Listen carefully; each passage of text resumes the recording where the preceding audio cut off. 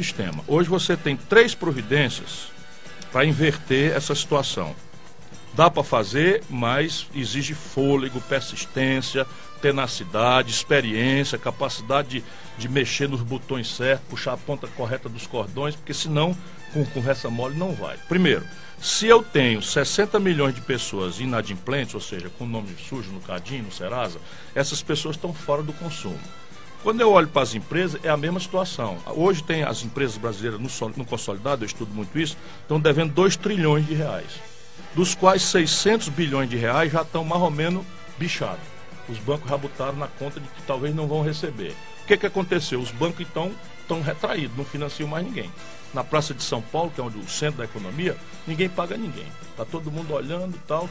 Então você veja, quando a Oi estava ganhando dinheiro, ela rodava as duplicatas dela no Bradesco, no Itaú e tal.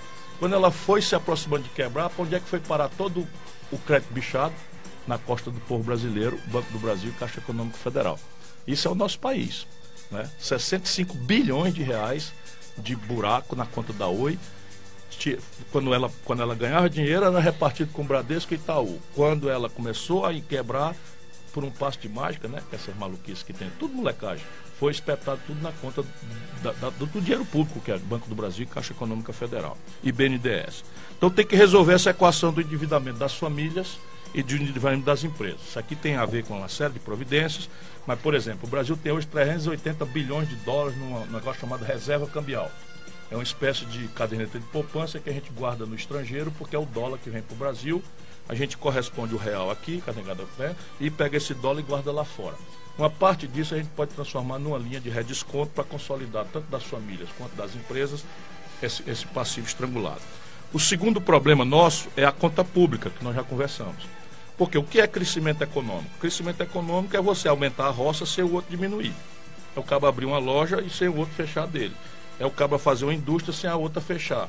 E é o governo investir para fazer coisas de infraestrutura, porque isso é que gera dinheiro e circulação e tal. Isso é que é crescimento econômico. Então, como você não tem investimento privado, por conta do que eu já mostrei, e o público também, você tem que mudar a conta pública.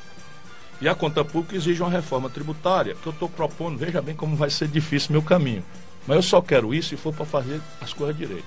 Então, repare, no mundo inteiro, os ricos pagam imposto sobre heranças. Esqueça a classe média, que já está de língua de fora, que não tem nada para contribuir mais do que já está fazendo com o imposto de renda na fonte. Mas as grandes fortunas, os grandes patrimônios são tributados nos Estados Unidos e na Europa entre 40% e 50%. Ou seja, o cabra que não aplicar os recursos agora, quando morrer, vai entregar 40% a 50% para o povo, para o governo. Aqui no Brasil é 4%. Só o Ceará, que é o mais arrumado dos estados do Brasil, cobra 8%. Mas 8% é o teto da Constituição. No mundo inteiro é isso. Aí depois você tem só 2 países do mundo, o Brasil e a Letônia, não cobram imposto sobre lucros e dividendos das empresas.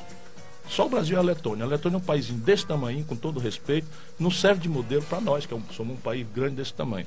Se você passar a cobrar esses 2 impostos e meter uma CPMF acima de R$2.000 de transação em cheque, você conserta a conta do governo em 1 ano e meio, 2 anos. E isso começa a virar o jogo, que aí você aquece a economia e aí você vai arrecadar mais, vai perder. Enfim, é que nem o capitalista brasileiro que não quer aprender. Que o capitalismo moderno se afirma no consumo de massa. E o consumo de massa, para acontecer, o povo precisa ter renda. E aqui eles arrocham a renda, né, reforma trabalhista que persegue o trabalhador, diminui o salário, esse trabalho intermitente vai ser o grande flagelo, né, desse ano no Brasil. Né, você arrocha tudo e aí depois o comerciante se queixa que não tem comércio, não tem venda. Ora, mãe. Aí fica difícil, fica né? Difícil. Mas, Ciro, aí tem uma terceira coisa, que é que vai demorar mais, é que o Brasil, qualquer crescimentozinho, pequeno que seja, a gente não está produzindo para honrar. E aí aparece um buraco na conta. E aí a gente tem que importar do estrangeiro. Então, 80% do valor de um carro que o Brasil consome, bem produzido aqui, é importado do estrangeiro. 60% do óleo diesel, meu irmão, que a gente queima no ônibus que roda aqui no Parangaba, Mucuripe, 60% do óleo diesel vem do estrangeiro. Quando o Brasil tem uma Petrobras capaz de fazer tudo isso, 80% dos remédios que a gente compra na Pagamentos vem do estrangeiro, assim como qualquer das outras farmácias. Todos os meios de diagnóstico médico, estetoscópio, foco cirúrgico, cama de hospital, prótese, bengala, cadeira de roda, tudo isso está vindo do estrangeiro.